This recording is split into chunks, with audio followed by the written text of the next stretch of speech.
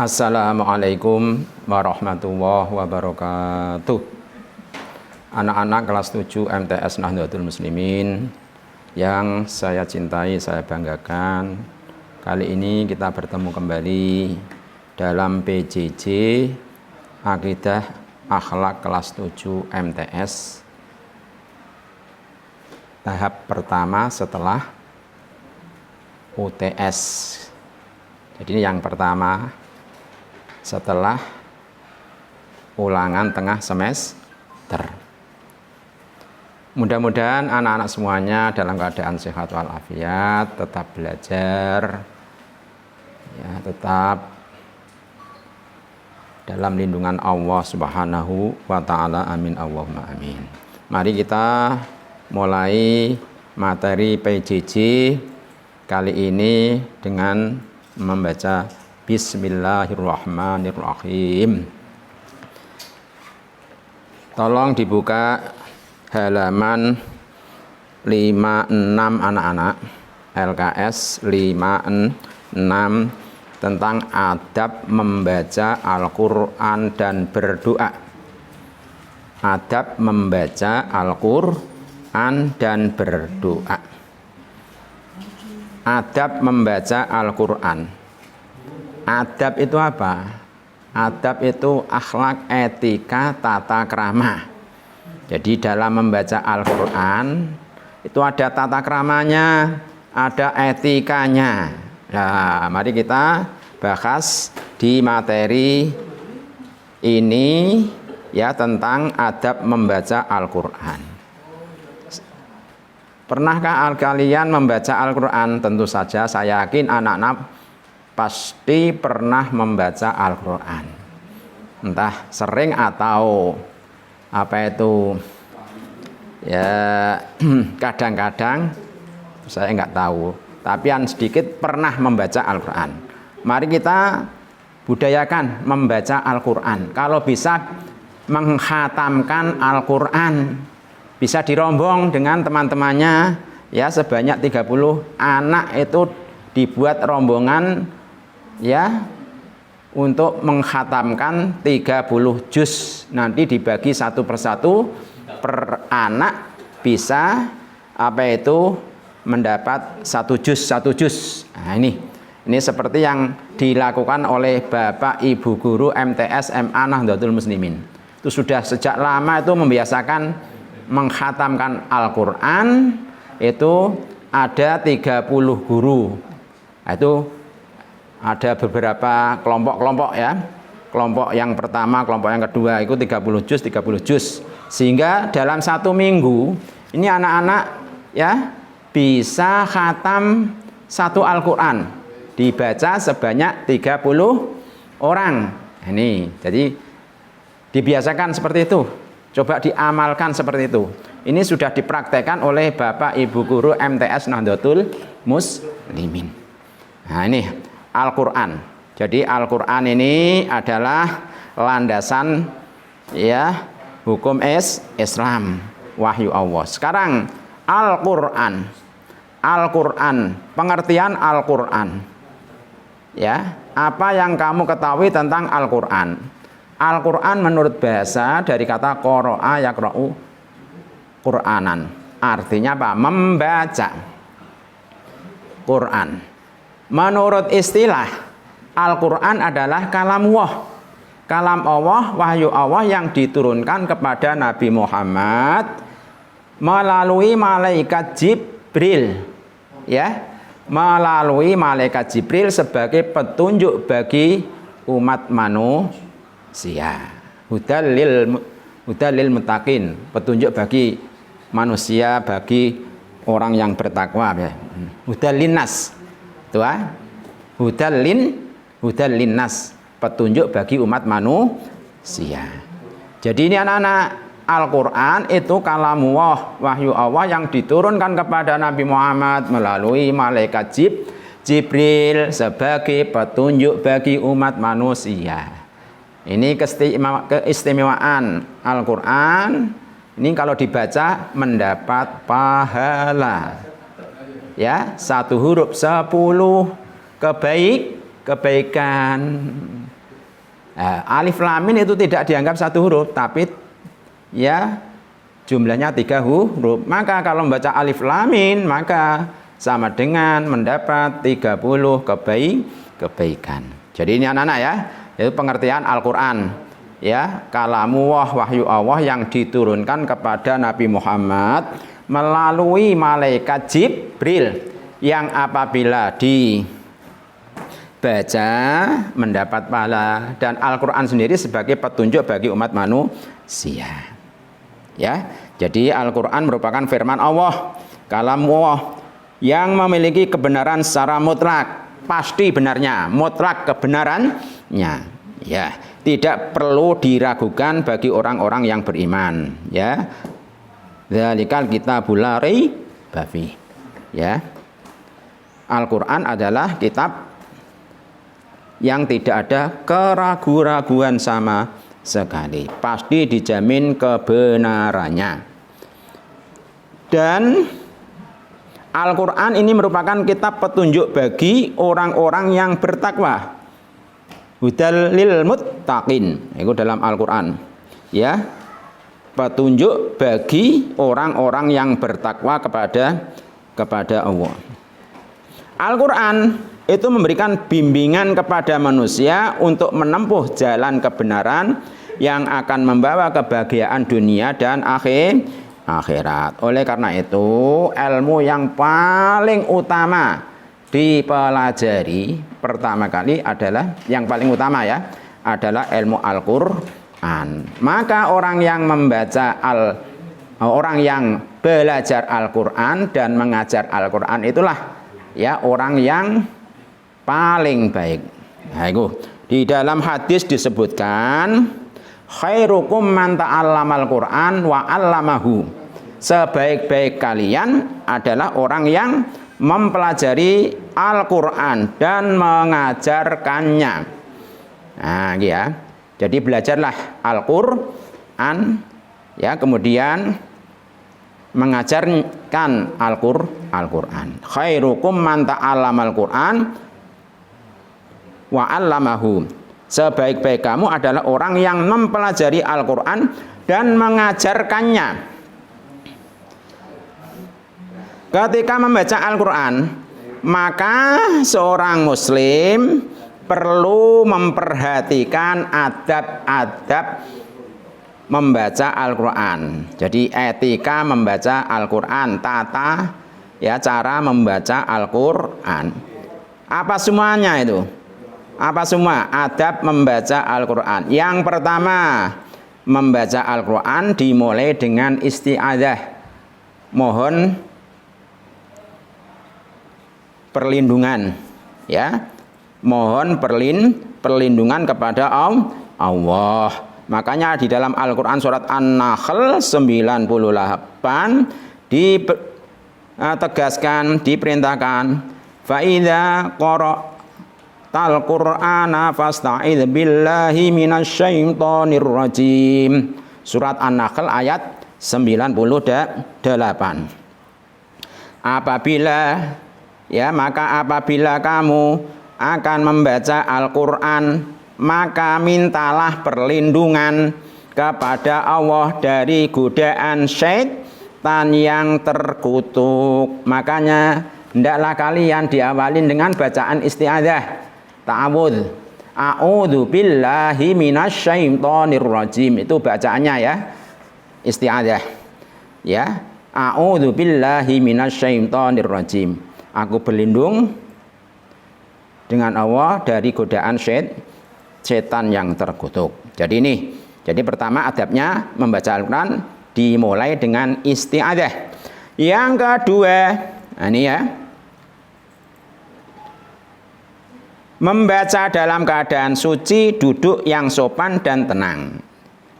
Kalau membaca etikanya ya harus punya wudhu etikanya. Kalau tidak punya wudhu boleh nggak membaca Al-Qur'an? Boleh. Ini kan etikanya, tata keramanya, adab membaca Al-Qur'an. Ya lebih baik hendaklah kalian suci. Ya, suci dari hadas kecil, suci dari hadas besar. Ini ya, hendaklah wudhu dahulu ya, terus baca Al-Qur'an. Andaikan tidak wudhu, boleh nggak membaca Al-Qur'an? Boleh ya. Ini, dan ini kan etikanya, tata keramanya, adab membaca Al-Qur'an. Yang ketiga, adabnya membaca Al-Qur'an, membacanya dengan tartil, ya, dengan bacaan yang bagus dan tidak cepat agar dapat menghayati ayat-ayat yang dibaca. Warattilil Qur'ana tartila. Hendaklah mentartilkan Al-Qur'an dengan tartil yang baik, ya, dengan membaca tartil itu kan sesuai dengan tajwid, ya, sesuai dengan tajwid. Harus ngerti makhrajnya, harus ngerti ya apa itu hukum-hukum bacaannya. Nah, ini. Jadi warattilil Qur'ana tartila. Yang ketiga, hendaklah membaca dengan tartil, ya, dengan pelan-pelan, dengan baik, sesuai dengan ilmu tajwid. Ini. Yang keempat, ini adab tata keramanya membaca Al-Qur'an khusyuk, ya, hatinya ya hadir, tertuju pada Allah. Jadi dihayati ini, dihayati, diresapi, sehingga apa? Hati menjadi khusyuk, tersentuh jiwanya dan perasaannya. Yang kelima, membaguskan suara ketika membacanya. Nah, suaranya kalau ya apa itu merdu, bagus, itu malah lebih baik, ya. Makanya membaguskan suara ketika membacanya. Itulah adab tata krama membaca Al-Qur'an. Ya.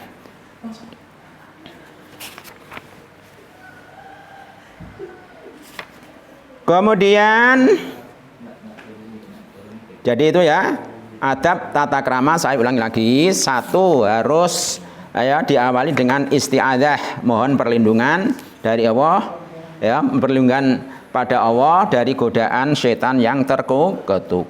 Yang kedua, membacanya dengan apa itu tartil yang bagus sesuai dengan makhrajnya, tartil. Yang ketiga, dalam keadaan suci. Nah, ini harus suci, duduk yang sopan, tenang.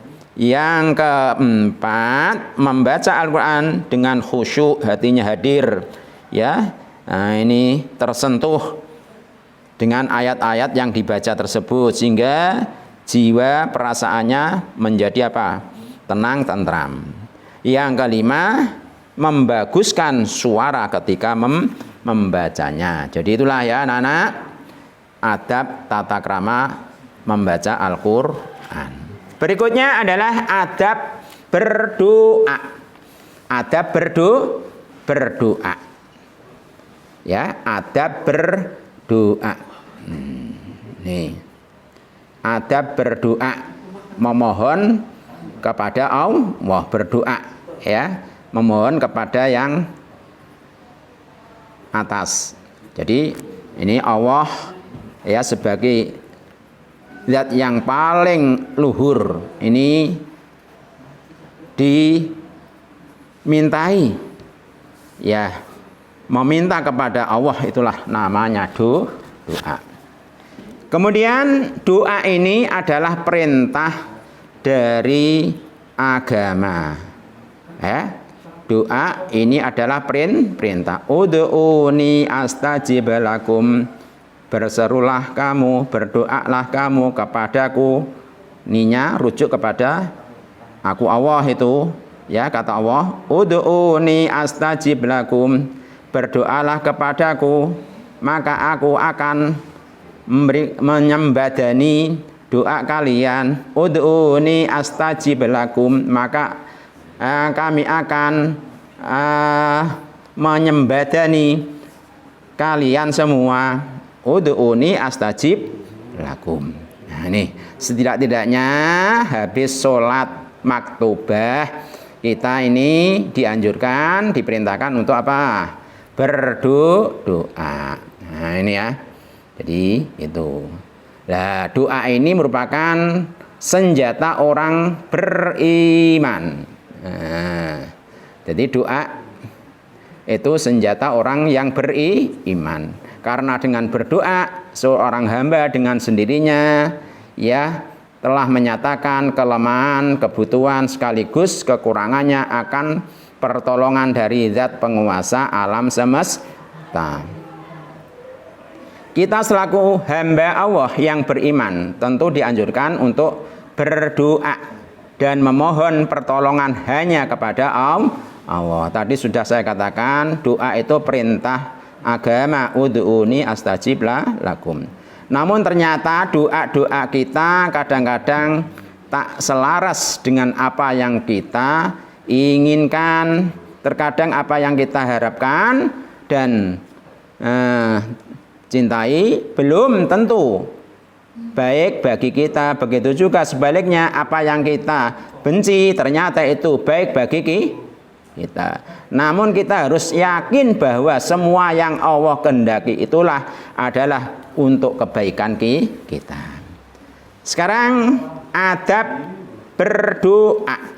Nah, ini tata krama berdoa atau etikanya berdoa.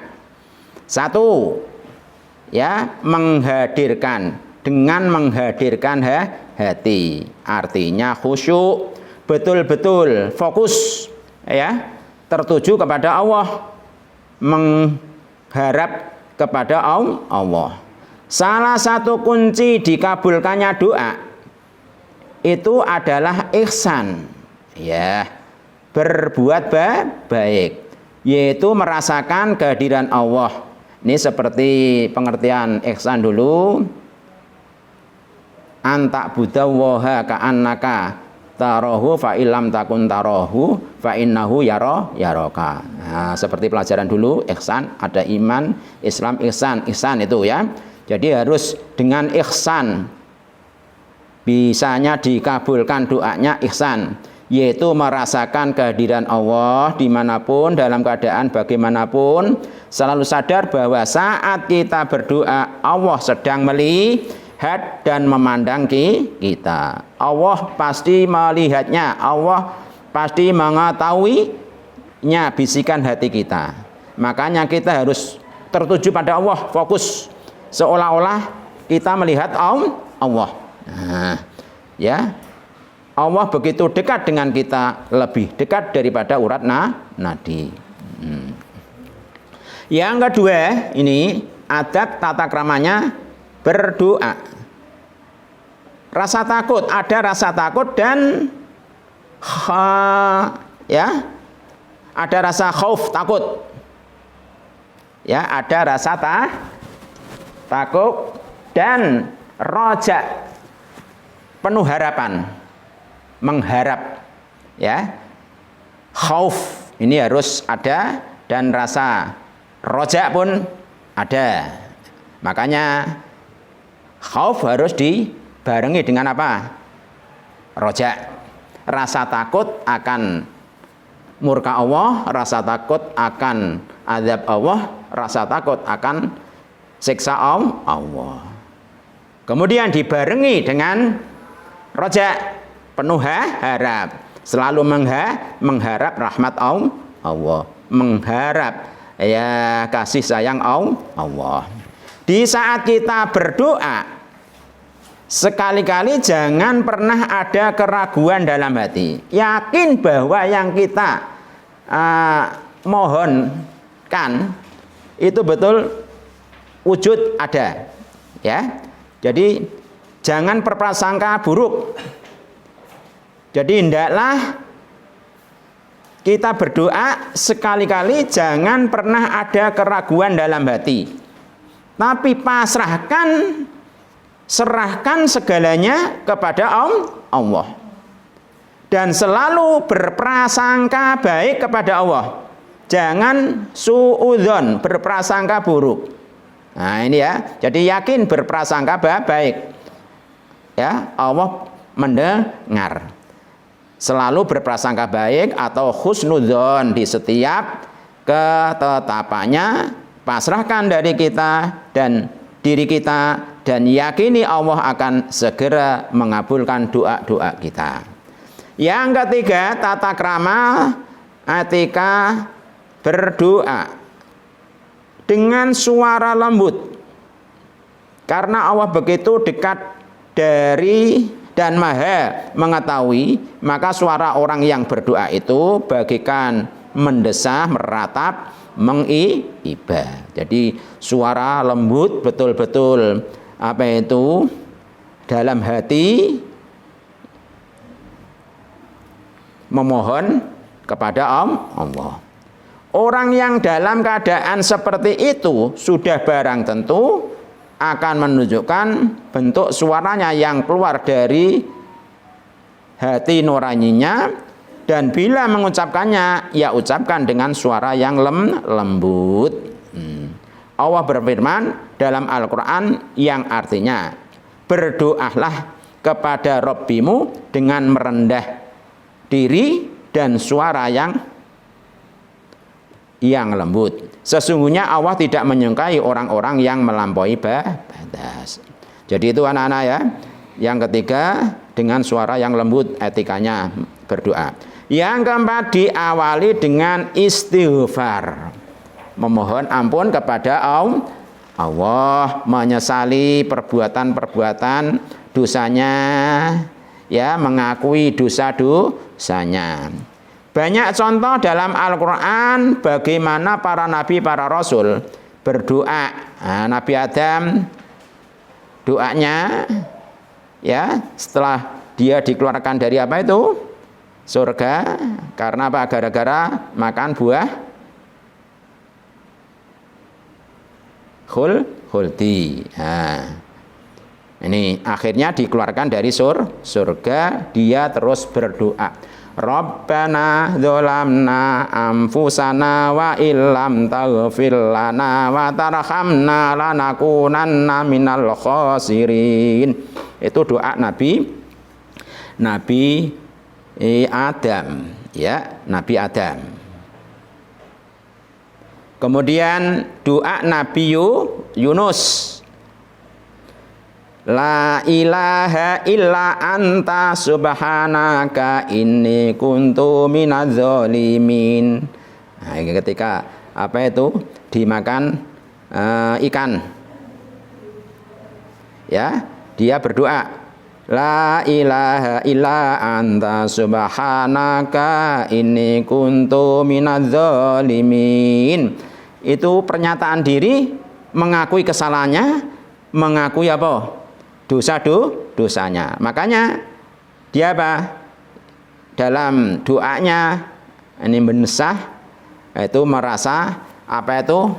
Salah. Rabbana dzolamna anfusana wa illam taghfir lana wa tarhamna lanakunanna minal khasirin. La ilaha illa anta subhanaka inni kuntu minadz zalimin. Itu isinya mengakui apa? Kesalahan yang dilakukan. Jadi ini dengan diawali dengan istighfar. Jadi itu anak-anak ya, Nabi, Rasul itu juga berdoa kepada Allah, ya, diawali dengan apa? Istighfar. Kemudian doanya Nabi Sulaiman, Rabbi auzi'ni an ashkura ni'matakal lati an'amta alayya wa ala walidayya wa an a'mala sholihan tardahu. Nah, itu doanya Nabi Sulaiman. Dan masih banyak. Jadi itu ya, tata krama adab berdoa kepada Allah. Ini ya, terus ada tata kramanya, ya, biar dikabulkan oleh Allah Subhanahu wa ta'ala. Berikutnya adalah kisah Nabi Ibrahim. Nah, keteladanan daripada Nabi Ibrahim. Ya, Nabi Ibrahim adalah salah satu Rasul Allah, ya, seorang Nabi, seorang Rasul. Ini Nabi Ibrahim adalah putra daripada Azar, bapake namanya Azar. Ya, ini keyakinannya bertolak belakang. Kalau bapaknya itu kafir, yang Nabi Ibrahim Islam. Sehingga hati nuraninya tidak cocok dengan ayahnya. Karena apa? Ayahnya ya keyakinannya bertentangan dengan Nabi Ibrahim. Walaupun demikian, Nabi Ibrahim sebagai anak tetap berbakti kepada orang tua, tidak terus apa itu dilakukan kekasaran kepada ayahnya, bukan sama sekali ya. Ini walaupun bapaknya itu kafir, ya profesinya itu selalu apa itu membuat patung, ya mengukir patung. Yang patung itu nanti dijual di pasar-pasar, kemudian dijadikan sebagai tuhannya orang. Nah, ini sama sekali tidak cocok dengan Nabi Ibrahim. Makanya Nabi Ibrahim tetap ya berbuat baik kepada orang tuanya, tidak pernah berbuat kasar, tidak pernah berkata kasar kepada ayahnya. Jadi ya, walaupun ayahnya kafir, anak diwajibkan ya berbuat baik kepada orang tuanya. Jadi ini Nabi Ibrahim putranya Azar, bapaknya namanya Azar. Beliau ya dilahirkan di Mesopotamia, ya. Nah, kalau sekarang ya di Irak. Nah, ini. Jadi kelahiran Nabi Ibrahim lahir pada tahun 2295 sebelum Masehi di Mosul, Mesopotamia. Kalau sekarang Irak. Beliau adalah putra Azar. Azar aslinya Tareh bin Tahur bin Saruj bin Ra'u bin Talij bin Abir bin Saleh bin Afhasad bin Sam bin Nuh. Nah, masih keturunan daripada Nabi Nuh. Ia dilahirkan di sebuah tempat bernama Faddam A'rom. Ya, desane jenane Faddam A'rom. Pada saat itu ya kerajaan Babilonia, ya ada kerajaan Babilonia yang dipimpin oleh raja yang zalim, namanya Raja Namrud bin Kan'an. Itu kerajaannya namanya kerajaan Babilonia. Pada masa itu termasuk kerajaan yang makmur, rakyatnya hidup senang, sejahtera, ya dalam keadaan serba cukup sandang pangan, serta sarana prasarana yang menjadi keperluan pertumbuhan jasmani mereka terpenuhi. Akan tetapi tingkatan hidup rohaninya mereka itu masih berada di tingkat jahiliyah. Yang ngono kuwi sejahtera, ya bahagia, tapi tingkat hidup rohaninya masih berada di tingkat jahiliyah. Ya, mereka tidak mengenal Tuhan sama sekali, ya tidak mengenal Tuhan sang pencipta alam, yang menciptakan mereka, yang menganugerahkan mereka bisa sejahtera. Ini Tuhan yang Maha Esa, tapi mereka tidak mau menyembah Tuhan tersebut, malah mereka menyembah patung-patung, berhala-berhala yang terbuat dari batu atau terbuat dari tanah. Ini raja mereka yang zalim itu namanya Namrud, itu menjalankan tampuk kekuasaannya ya dengan tangan besi. Kekuasaannya tak terbatas, semua kehendaknya harus terlaksana, segala perintahnya merupakan undang-undang yang tidak dapat langgar sama sekali. Ini ya, jadi kezaliman pada masa itu yang dilakukan oleh Raja Namrud. Jadi kekuasaannya tak terbatas, kemudian apa yang diperintahkan sebagai undang-undang yang tidak boleh dibantah, tidak boleh ya tawar-tawar lagi. Nah, ini kalau sudah memerintah supaya apa masyarakat menyembah berhala, mereka harus, kalau tidak apa itu dilakukan bisa juga diberi hukuman. Ini kekuasaan yang sewenang-wenang tak terbatas. Jadi ini Raja Namrud. Jadi Nabi Ibrahim hidup di dalam kekuasaan pemerintahan yang zalim, yaitu di bawah kekuasaan Raja Namrud. Di tengah-tengah masyarakat yang sedemikian buruknya tersebut, pada menyembah batu, ada yang menyembah matahari, ada yang menyembah bulan, maka mereka ya Tuhannya adalah ya ajaran politeisme, menyembah Tuhan lebih dari satu, itu namanya politeisme. Lawan katanya politeisme adalah monoteisme, bertuhan satu.